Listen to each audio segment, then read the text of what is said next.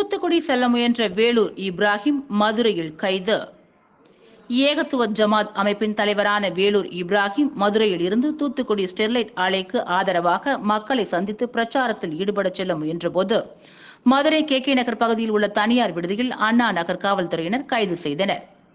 உயிர்காக்கும் ஆக்சிஜனை உற்பத்தி செய்ய தரக்கூடிய ஸ்டெர்லைட் ஆலைக்கு எதிராக நக்சலைட் அமைப்புகள், நாம் தமிழர், விசிகாவினர் போராடுவதை நம்பி தூத்துக்குடி மக்கள் சொல்ல வேண்டாம் என இப்ராஹிம் தெரிவித்துள்ளார்.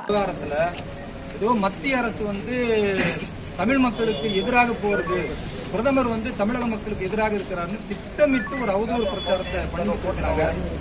தயவு செய்து ஊடகங்கள் அதை கொண்டு போங்க. மத்திய அரசு இதுவரை எந்த பிரமாண பத்திரத்தையும் தாக்கல் செய்யல. இன்னும் சொல்ல போனால் இது மாநில நிர்வாகத்துக்கு உட்பட்டது, மத்திய அரசு வரல. ஆனா தொடர்ந்து பிரதமரை கொச்சைப்படுத்தக்கூடிய வேலையை இங்க உள்ள இந்த நக்சல் அமைப்புகளும் விடுதலை சிறுத்தைகளும் இந்த நாம் தமிழர் கட்சியும் பண்றாங்க. ஆதரிக்கக்கூடிய மக்களுடைய இந்த கருத்துக்களை கொண்டு போங்க. மக்களுக்கு உயிர் காக்கக்கூடிய ஆக்சிஜன் தேவைப்படுது. இதை மக்களுக்கு சொல்லக்கூடிய நிலையில் காவல்துறை கைது செய்தாலும் கூட நாங்க எங்களுடைய கருத்தை, இந்த ஜனநாயக உரிமையை, இந்த தேசத்தின் வலிமையை, ஒற்றுமையை, பாரத பிரதமருடைய அழகிய முன்னெடுக்கக்கூடிய இந்த கோவிட் காலத்தினுடைய திட்டங்களை நாங்கள் நிச்சயமா கொண்டு போவோம்.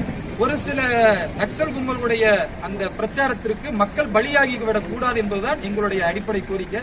இதை ஊடக நண்பர்கள் தயவு செய்து மக்களிடத்தில் கொண்டு போகணும். குறிப்பாக தூத்துக்குடி மக்கள் அமைதியோடு வாழணும். வன்முறை சக்திகளுக்கு பலியாகிவிடக்கூடாது. மீண்டும் தூத்துக்குடியில ஒரு கலவரம் நடந்துவிடக்கூடாது என்பதுதான் தூத்துக்குடி மக்களுக்கும் நான் வைக்கக்கூடிய கோரிக்கை.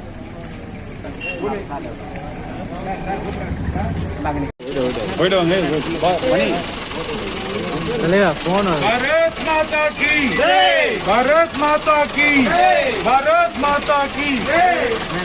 ना उल्ला यार बेरा Ibrahim sir okay sir master